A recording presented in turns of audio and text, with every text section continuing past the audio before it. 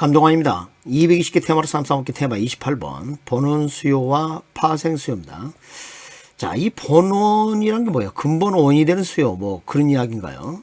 그렇습니다. 이게 이제 근본이고요. 이로 말미암아 드라이브 됐다. 생겼다. 이걸 파생 수요라고 합니다. 왜 이런 말이 나왔는지 이걸 보면 이해할 수가 있습니다. 우리가 직접 소비 대상이 되는 소비지에 대한 수요가 있다면 이건 뭐 본래 원이 되는 수요겠죠. 근데 이것을 구입하다 보면 이 수요에 대응하기 위해서 추가 유도 파생된 게 있을 수 있다는 겁니다.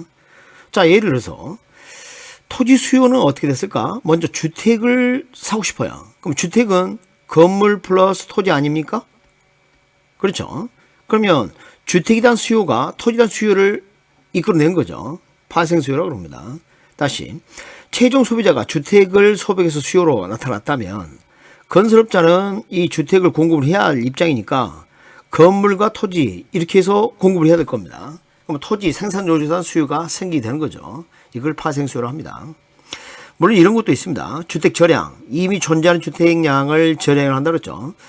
절약이라 하는 것은 이미 시장에 공급된 상태입니다. 그러니까 예를 들어서 여러분 그 자판기에 있는 음료수 같은 게 이제 절약하고 비슷한 거예요. 지금 현재 존재하는 거죠.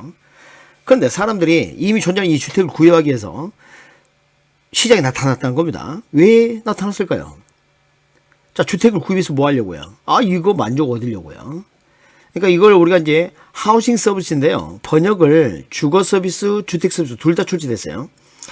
그러니까 하우싱 서비스 번역을 주거 서비스 또는 주택 서비스 되는데 두 가지 표현을 좀 다 알아주셨으면 좋겠습니다. 자, 갑순이는 아파트를 사러 시장에 나왔습니다.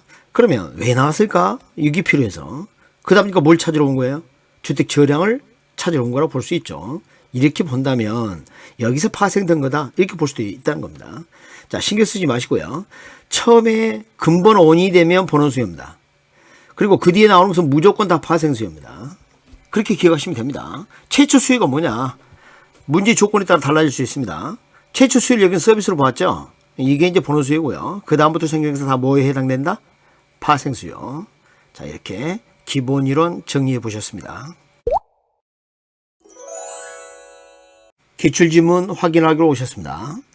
지금 여기 보면 신도시 개발 계획이 발표되면 여러분 신도시가 개발된다고 합니다. 그러면 이제 궁극적 목적이 뭡니까? 주택 소비자에게 주택을 필요로 하는 수요자에게 주택을 공급해야 될 거 아닙니까? 그에 따라 이런 수요 증가가 나타날 수 있고 여러분 수요 증가가 나타나면 어떻게 돼요? 샀사는 많아진 거죠.